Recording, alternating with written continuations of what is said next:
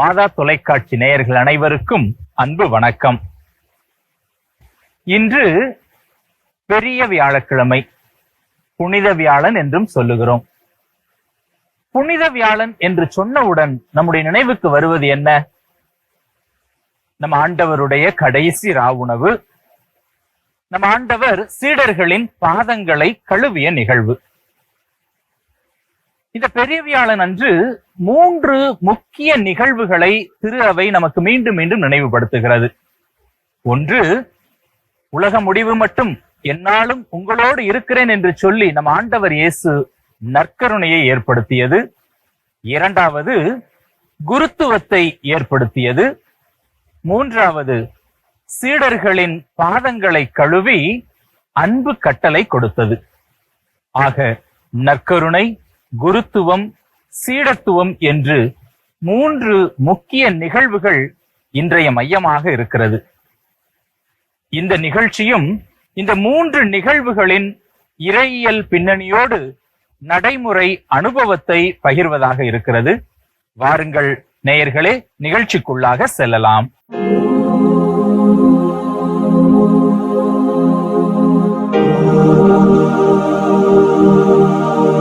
நற்கருணையும் குருத்துவமும் ஒன்றோடு ஒன்று இணைந்ததாக இருக்கிறது. எந்நாளும் நம்மோடு இருக்க நற்கருணையை ஏற்படுத்திய இறைவன் அந்த நற்கருணையை நிலையானதாக்க இந்த மண்ணில் எப்பொழுதும் கொண்டாட குருத்துவத்தையும் ஏற்படுத்தி இருக்கிறார். இதனால் தான் புனித பிரான்சிஸ் அசிசி அவர்கள் கூறுகின்ற பொழுது, நான் ஒரு வானதூதரையும் ஒரு குருவையும் பார்த்தால் முதலில் குருவுக்குத்தான் வணக்கம் செலுத்துவேன் என்று சொல்லுகிறார். ஏனென்றால் வானதூதர் இறைவனுக்கு பணி செய்கிறவர், ஆனால் குருவானவர் இறைவனையே பிரசன்னப்படுத்துகிறார் என்று சொல்லுகிறார். ஆக அன்புக்குரியவர்களே, அத்தகைய மேன்மை மிக்க குருத்துவ அனுபவத்தை பற்றி நம்மோடு பகிர்ந்து கொள்வதற்காக மதுரை உயர்மறை மாவட்டத்தின் மூத்த அருட்பணியாளர் அருட்தந்தை திவ்யானந்தம் அவர்கள் வருகிறார்கள். ஏறக்குறைய 50 ஆண்டுகளுக்கு மேலாக குருத்துவ வாழ்வில் அனுபவம் மிக்கவராக இருக்கிறார். மெய்ப்பு பணி அனுபவமும், நிர்வாக அனுபவமும், இன்னும் குருமானவர்களை பயிற்றுவித்த அனுபவம் என்று பன்முகப்பட்ட அனுபவங்களை பெற்ற ஒரு மூத்த அருட்பணியாளராய் அருட்தந்தை அவர்கள் இருக்கிறார்கள். அருட்தந்தை அவர்கள் தன்னுடைய வாழ்வில் தன்னுடைய குருத்துவத்தை கொண்டாடிய அந்த மகத்துவ பகிர்வினை அவர் சொல்ல கேட்போமா? எபிரேயருக்கு எழுதப்பட்ட திருமுகம் 10ஆம் அதிகாரம், வசனங்கள் 5 முதல். கிறிஸ்து உலகிற்கு வந்தபோது பலிகளையும் காணிக்கைகளையும் நீர் விரும்பவில்லை, ஆனால் ஓர் உடலை எனக்கு அமைத்து தந்தீர். எரி பலிகளும் பாவம் போக்கும் பலிகளும் உமக்கு உகந்தவை அல்ல. எனவே நான் கூறியது, என் கடவுளே, உமது திருவுளத்தை நிறைவேற்ற இதோ வருகிறேன். இதுவே நம் ஆண்டவர் இயேசு கிறிஸ்துவின் குருத்துவத்தின் மேன்மையை நமக்கு எடுத்து காட்டுகிறது. தொடர்ந்து இதே திருமுகத்தில் நாம் காண்பது, காளைகள், வெள்ளாட்டு கிடாய்கள் இவற்றின் இரத்தம் பாவங்களை போக்க முடியாது. அதனால்தான் கிறிஸ்து உலகிற்கு வந்தபோது பலியையும் காணிக்கைகளையும் நீர் விரும்பவில்லை, ஆனால் ஓர் உடலை எனக்கு அமைத்து தந்தீர். எரி பலிகளும் பாவம் போக்கும் பலிகளும் உமக்கு உகந்தவை அல்ல. எனவே நான் கூறியது, என் கடவுளே, உமது திருவுளத்தை நிறைவேற்ற இதோ வருகிறேன். இதுதான் கிறிஸ்துவின் குருத்துவத்தினுடைய மேன்மை. இதுவரைக்கும் உலகம் கண்டறியாத புதிய புதுமையான ஒப்பற்ற பலியை ஆண்டவர் நமக்கு தந்திருக்கிறார். நமக்கு தெரிந்தவரை உலக வரலாற்றில் அல்லது மனித வரலாற்றில் பலி ஒப்பு கொடுப்பது பாவங்களுக்கோ தங்களுடைய எல்லா கருத்துக்களுக்கும் விலங்குகளையும் பறவைகளையும் கொடுப்பது தான் நம்ம கேள்விப்பட்டிருக்கிறோம். ஆனால் கிறிஸ்து அதை அப்படியே மாற்றி அமைக்கிறார். நான் காளைகளுடைய இரத்தத்தினாலோ அல்லது கிடாய்களுடைய இரத்தத்தினாலோ நான் பாவத்தை போக்க வரவில்லை, என்னுடைய சொந்த இரத்தத்தினாலே நான் பாவத்தை போக்க வந்திருக்கிறேன் என்று திராட்சை ரசம் நிறைந்த கிண்ணத்தை எடுத்து இது மக்களின் பாவங்களுக்காக சிந்தப்படும் என் இரத்தம். வேறு காளையின் இரத்தம் சொல்லலை, என்னுடைய இரத்தம். அப்பத்தை எடுத்து, இது உங்களுக்காக கையளிக்கப்படும் என் உடல், இதை என் நினைவாக செய்யுங்கள் என்று புனித வியாழன் அன்று இரவு அந்த பாஸ்கா திருவிருந்தின் போது இதை ஏற்படுத்தினார். அதைத்தான் நம்முடைய திருச்சபையில் இன்றைக்கும் குருத்துவம் என்ற அருட்சாதனத்தின் மூலமாக நாம் இயேசு ஆண்டவர் தொடங்கி வைத்த அந்த ஒப்பற்ற பலியை தொடர்ந்து நிகழ்த்துகிறோம். இதை என் நினைவாக செய்யுங்கள் என்று குருத்துவத்தை ஏற்படுத்தினார். இப்போ என்னை போன்ற குருக்கள் எல்லோரும் இந்த இயேசுவின் குருத்துவத்தில் பங்கு பெற்று அருள் பொழிவு பெற்றிருக்கிறோம். நாங்கள் ஏதோ சடங்குகளை நிறைவேற்றுவர்கள் அல்ல. பொதுவாக தமிழில் பூசைன்னு சொல்லுவாங்க. பூசைங்கிறது இதுக்கு பொருத்தமான வார்த்தையே அல்ல. திருப்பலி, கிறிஸ்து ஒப்பு கொடுத்த உன்னத ஒப்பற்ற பலி, அந்த சிலுவை பலி, அதைத்தான் நாம் நிகழ்த்துகிறோம். எனவே நாங்களும் குருக்களும் திருப்பலி ஒப்பு கொடுக்கிறேன் என்று சொல்லுவதும், மக்களும் திருப்பலியில் பங்கு பெறுகிறோம் என்று சொல்லுவதுதான் பொருத்தமாகும். எனவே என்னுடைய அனுபவத்தில் இப்போ குருப்பட்டம் வாங்கி 51வது ஆண்டில் இருக்கிறேன். நான் 1974ஆம் ஆண்டு குருத்துவ அருள் பொழிவு பெற்றேன். இப்பொழுது கடந்த ஆண்டு தான் 50ஆம் ஆண்டு பொன் விழாவை இயேசுவின் திரு இருதயத்திற்கு நன்றி சொல்லி அதை மகிழ்ச்சியோடு கொண்டாடினேன். இப்பொழுது 51வது ஆண்டில் இருக்கிறேன். இந்த 51 ஆண்டுகளாக எனக்கு ஒவ்வொரு நாளும் ஆற்றலை தருவது, ஒவ்வொரு நாளும் எனக்கு வேண்டிய சக்தியை தருவது இந்த ஆண்டவருடைய திரு உடலும் திரு ரத்தமும் அடங்கி அந்த திருப்பலி தான். எப்படி இருந்தாலும் ஒவ்வொரு நாளும் இந்த புனிதமான பலியை நான் ஒப்பு கொடுப்பது என்னுடைய கடமையாக மட்டுமல்ல, அது என்னுடைய உண்மையான மகிழ்ச்சியாகவும் நிறைவாகவும் இருக்கிறது. அந்த திருப்பலியை ஒப்பு கொடுத்தாலே எனக்கு போதும். எல்லா வரங்களும் வல்லமையும் எனக்கு ஆண்டவர் அதன் மூலமாக கொடுக்கிறார். இப்படித்தான் எல்லா இன்பங்களிலும் துன்பங்களிலும் வாழ்க்கையினுடைய எல்லா சூழ்நிலைகளிலும் இந்த நற்கருணை பலிதான் எனக்கு சக்தியை கொடுத்து வழி நடத்துகிறது.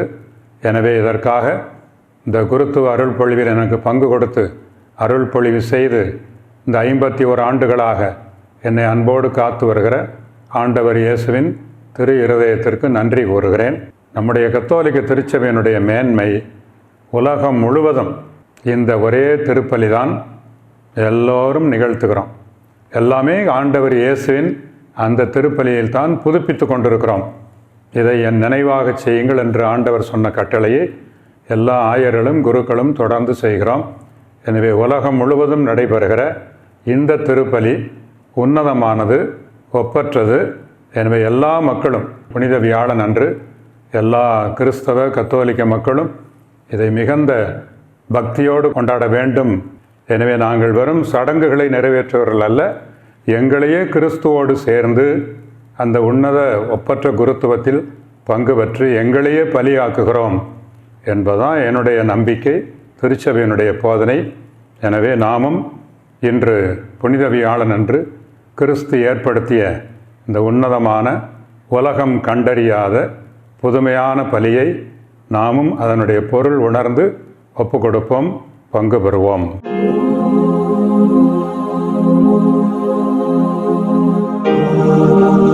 நம் ஆண்டவர் இயேசு எத்தனையோ அதிசயங்களை, அற்புதங்களை செய்திருக்கிறார். ஆனால் அப்பொழுதெல்லாம் சொல்லாத ஒரு வார்த்தையை கடைசி ராவுணவின் பொழுது அவர் சொல்லி இருக்கிறார். அவர் அப்பத்தை எடுத்து இறைப்புகள் கூறி, இதை என் நினைவாக செய்யுங்கள் என்று சீடர்களிடம் கொடுத்து சொல்லி இருக்கிறார். ஆக கிறிஸ்துவின் நினைவாக எப்பொழுதும் கல்வாரி பலி கொண்டாடப்பட வேண்டும், நற்கருணை உட்கொள்ளப்பட வேண்டும் என்பது இறைவனின் விருப்பமாக இருக்கிறது. இதனால்தான் 2ஆம் வத்திக்கான் சங்கமும் இந்த நற்கருணையை கிறிஸ்தவ வாழ்வின் ஊற்றும் உச்சமுமாக இருக்கிறது என்று சொல்லுகிறது. இத்தகைய மேன்மை மிக்க நற்கருணையின் மகத்துவத்தை குறித்து நம்முடன் பகிர்ந்து கொள்ள வருகிறார் மதுரை உயர்மறை மாவட்டத்தின் அருட்பணியாளர் அருள்முனைவர் ஜான் திரவியம் அவர்கள். 25 ஆண்டுகளுக்கு மேலாக குருத்துவ அனுபவம் பெற்றவராகவும் திரு அவை சட்டத்தில் முனைவர் பட்டம் பெற்றவராகவும் இருக்கிறார். நற்கருணையினுடைய அவசியம், மேன்மை, நற்கருணை பக்தி கொள்ள வேண்டிய முக்கியத்துவத்தை குறித்து அருட்தந்தை சொல்வதை கேட்போமா? மத்தேயு 28:20 நாம் ஆண்டவர் நமக்கு சொல்லி இருக்கிறார், இதோ உலகம் முடிவு வரை எந்நாளும் உங்களோடு இருக்கிறேன். ஒவ்வொரு வார்த்தையும் மிகவும் முக்கியம். உலகம் முடியும் மட்டும் எந்நாளும் உங்களோடு நான் இருக்கிறேன். இது எப்படி நிறைவேறியது? இது கல்வாரியில் நிறைவேறியது. ஆண்டவராகிய இயேசு கிறிஸ்து தான் காட்டிக் கொடுக்கப்பட்ட இரவில் 1 கொரிந்தியர் 11:24 பவுல் முதன்முறையாக எழுதியது ஆண்டவருடைய இந்த இரவு உணவை பற்றி. காட்டிக் கொடுக்கப்பட்ட இரவில் அப்பத்தை எடுத்து, அனைவரும் இதை வாங்கி உண்ணுங்கள், இதை என் நினைவாக செய்யுங்கள் என்று ஆண்டவர் கூறினார். இந்த இரவு உணவில் அது நிறைவேறியது. ஆண்டவர் எவ்வளவோ புதுமைகளை செய்திருக்கிறார். ஆண்டவர் 5 அப்பங்களை 5000 பேருக்கு கொடுத்திருக்கிறார். கடலின் மீது நடந்திருக்கிறார். பேயை ஓட்டி இருக்கிறார். சவுக்கை எடுத்து எருசலேம் ஆலயத்தில் விரட்டி இருக்கிறார் மக்களை. காற்றையும் கடலையும் அவர் கடிந்து கொண்டார். இப்படி வல்ல செயல்கள், பல செயல்கள் செய்த போதும் ஆண்டவர் ஒருபோதும் இதை என் நினைவாக செய்யுங்கள் என்று சொல்லவில்லை. ஆனால் ஆண்டவர் நமக்காக விட்டு சென்ற இந்த இரவு உணவை அவர் சொன்னார், என் நினைவாக செய்யுங்கள் என்று. ஆகவே இஸ்ராயல் மக்களுடைய காலத்தில் பல்வேறு பலிகள் நடந்தன. உதாரணமாக எகிப்தில் அந்த பலி நடந்தது. அடுத்து உடன்படிக்கை பலி சீனாய் மலையில் அது நடந்தது. அடுத்து 3வது பலி பாவ பரிகார பலி, யோம் கிப்பூர் பலி, அதுவும் வனாந்தரத்தில் நடந்தது. ஆக இப்படிப்பட்ட பல பலிகள் இருந்தாலும் எல்லா பலிகளையும் விட சிறப்பான ஒரு பலியை கிறிஸ்து ஒப்புக் கொடுத்தார். வெள்ளாட்டு கடாய்களின் இரத்தம் மற்றும் ஆடு மாடுகளின் இரத்தத்தை நீர் பலியாக ஒப்புக் கொடுக்கவில்லை. இவற்றையெல்லாம் நீர் விரும்பவில்லை. மாறாக, கடவுளே, இதோ உமது திருவுளத்தை நிறைவேற்ற நான் வருகிறேன் என்று இந்த பலியாக தன்னையே கிறிஸ்து ஒப்புக் கொடுக்கின்றார். எபிரேயருக்கு எழுதப்பட்ட கடிதம் 10:11 வாசிக்கிறோம், ஆண்டுதோறும் தலைமை குரு ஒவ்வொரு நாளும் அவர் பலி ஒப்புக் கொடுத்தார். ஆனால் அந்த பலி எதுவும் பாவங்களை போக்கவில்லை. மாறாக எபிரேயர் 10:12 நாம் வாசிக்கிறோம், கிறிஸ்து நமக்காக ஒரே பலியை பாவங்களுக்காக என்றென்றும் செலுத்திவிட்டு தந்தையினுடைய வலப்புறத்தில் அவர் வீற்றிருக்கிறார் என்று அவர் சொல்லுகிறார். ஆக பிரியமானவர்களே, இந்த பெரியவியாழன் அன்று நாம் ஆழமாக உணர்வது கிறிஸ்து ஒப்புக் கொடுத்த இந்த கல்வாரி பலி. ஒவ்வொரு நாளும் நாம் ஒப்புக் கொடுக்கின்ற இந்த திருப்பலி, முக்கியமாக ஞாயிற்றுக்கிழமையில் ஒப்புக் கொடுக்கின்ற இந்த திருப்பலி பாவங்களை போக்கக்கூடியது. 2வது, நற்கருணை என்பது உறவை வளர்க்கக்கூடியது. 1 கொரிந்தியர் 10:16 நாம் வாசிக்கிறோம், பவுல் சொல்கிறார், நாம் அனைவரும் இந்த அப்பத்தில் ஒன்றாக பங்கு கொள்ளுகின்றோமே, இது கிறிஸ்துவின் உடலில் பங்கு கொள்ளுதல் என்றோ. நாம் அனைவரும் ஒன்றாக சேர்ந்து ஒரே கிண்ணத்தில் பருகுகின்றோமே, இது கிறிஸ்துவின் இரத்தத்தில் பங்கு கொள்ளுதல் என்றோ. அடுத்த வசனத்தில் 17 சொல்லுகிறார், ஆகவே நாம் அனைவரும் வெவ்வேறு உடலாக இருந்தாலும் ஒரே அப்பத்தில் பங்கு பெறுகிறோம்.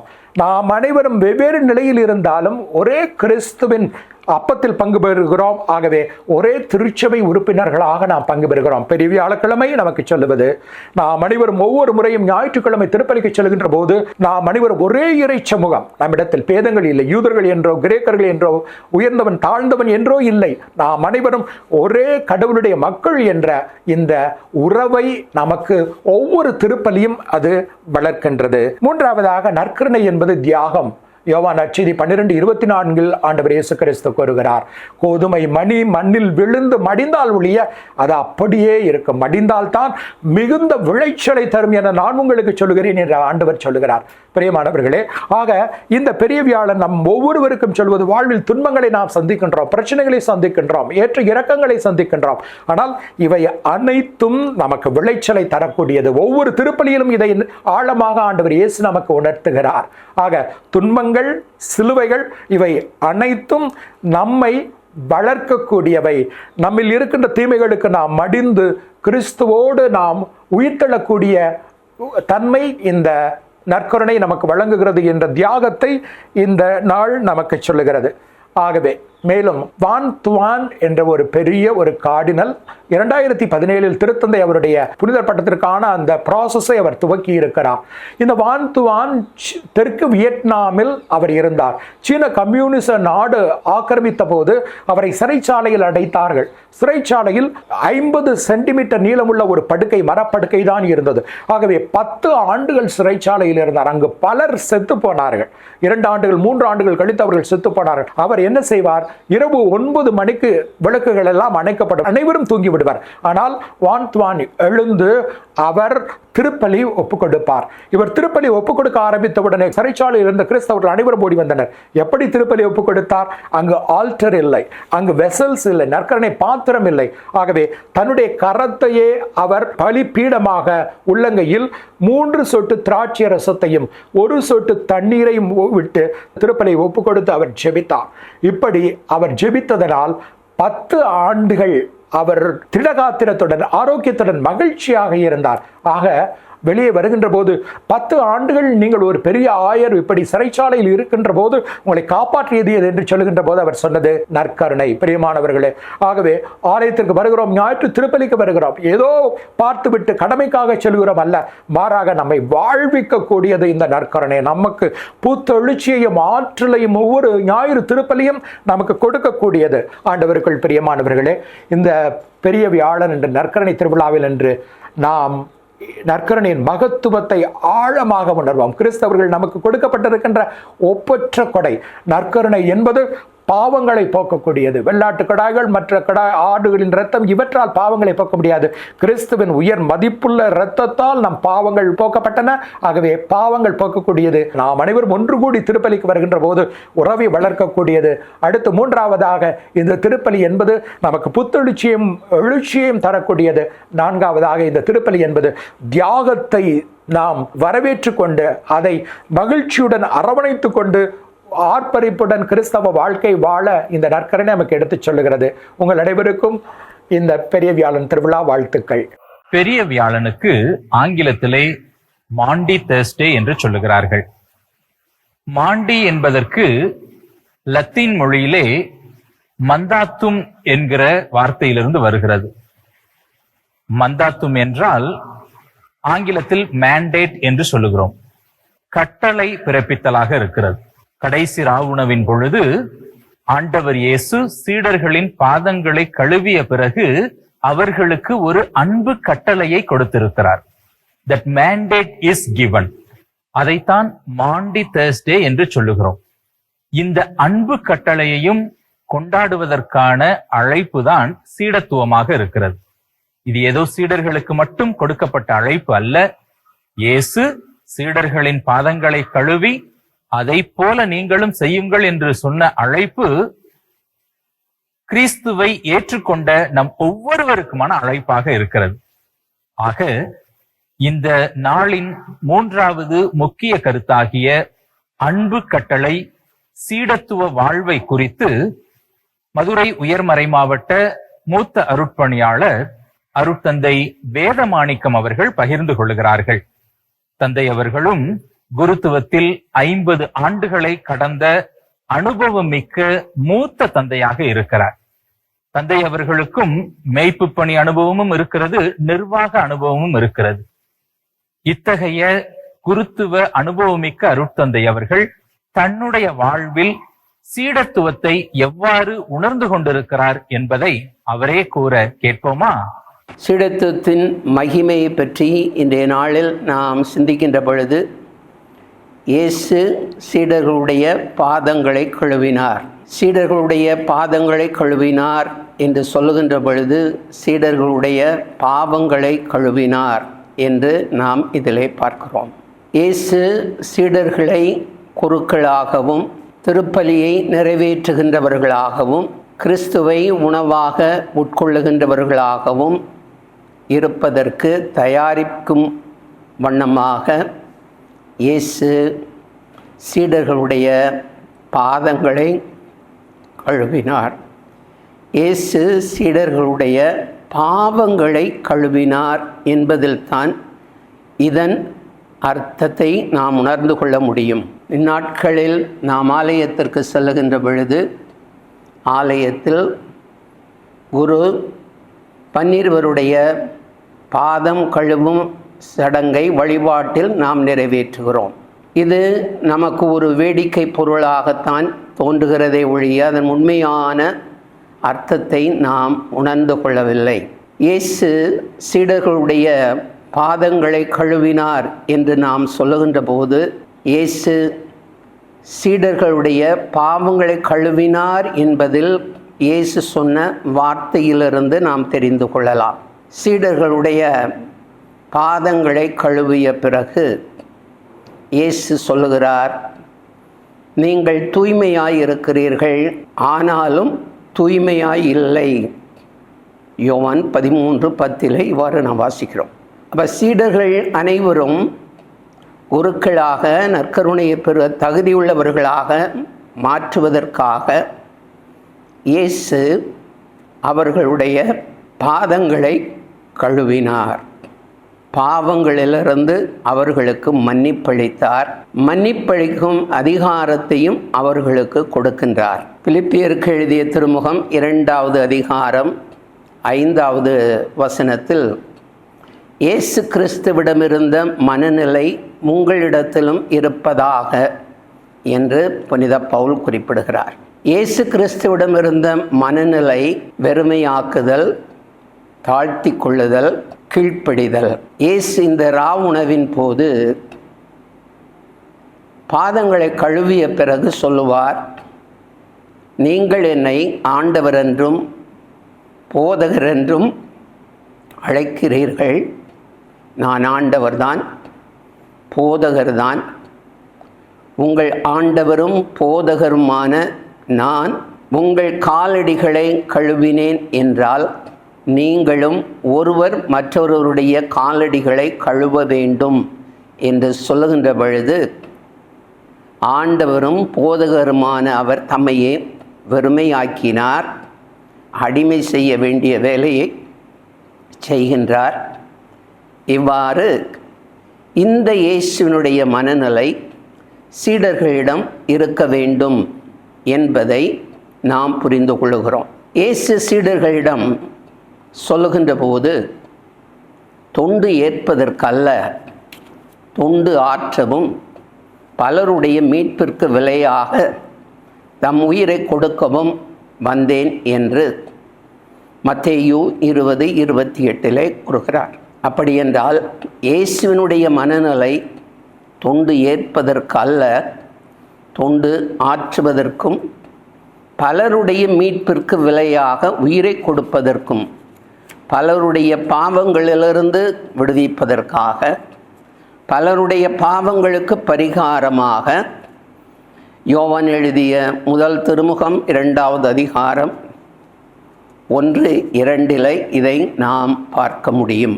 இயேசுவினுடைய தொண்டு என்பதை பற்றி மத்தேயு நற்செய்தி 4வது அதிகாரம் 23வது வசனத்தில்,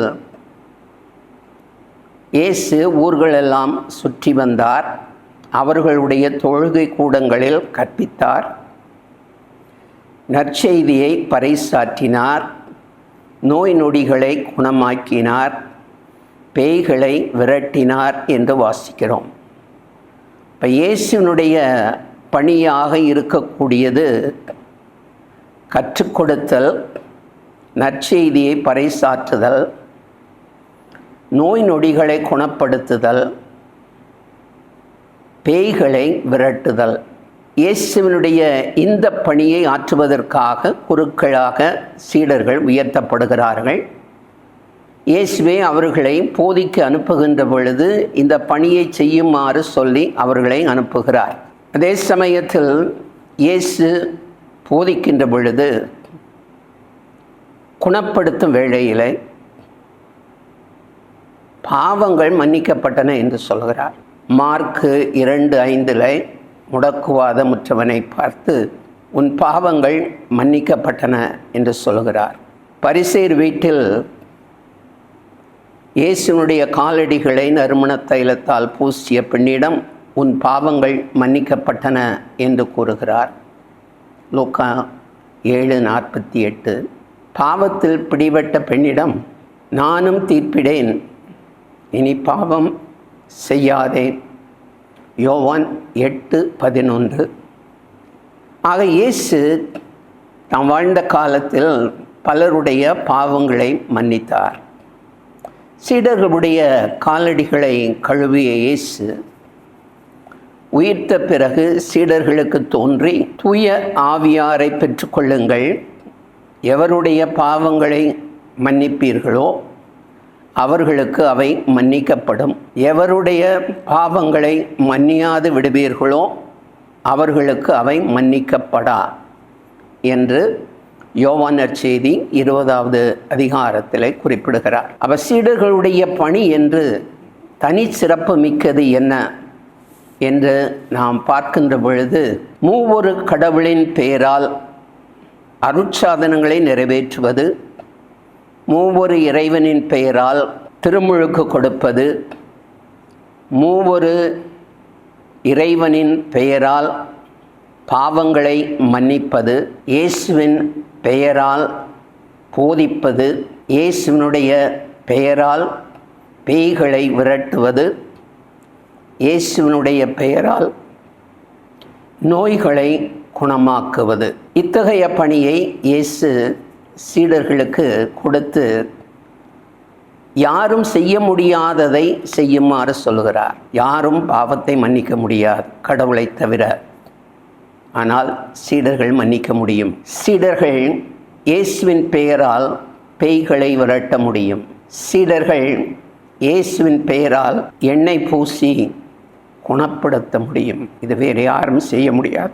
இத்தகைய குருத்துவத்தை கிறிஸ்து தம்முடைய பணியை, தொண்டை பகிர்ந்தளித்திருக்கிறார். எல்லாவற்றிற்கும் மேலாக அவர் சீடர்களிடம் கூறிய பொழுது, என்னை பின்பற்ற விரும்பும் எவரும் தன்னலம் துறந்து நாள்தோறும் தம் சிலுவையை சுமந்து கொண்டு என்னை பின்பற்றட்டும் என்று சொல்லுகிறார். இயேசுவினுடைய மனநிலை பலருடைய மீட்பிற்கு விலையாக தமது உயிரை கொடுப்பது. சீடர்களுடைய மனநிலை இயேசுவோடு சிலுவையை சுமந்து சிலுவையில் இறப்பது.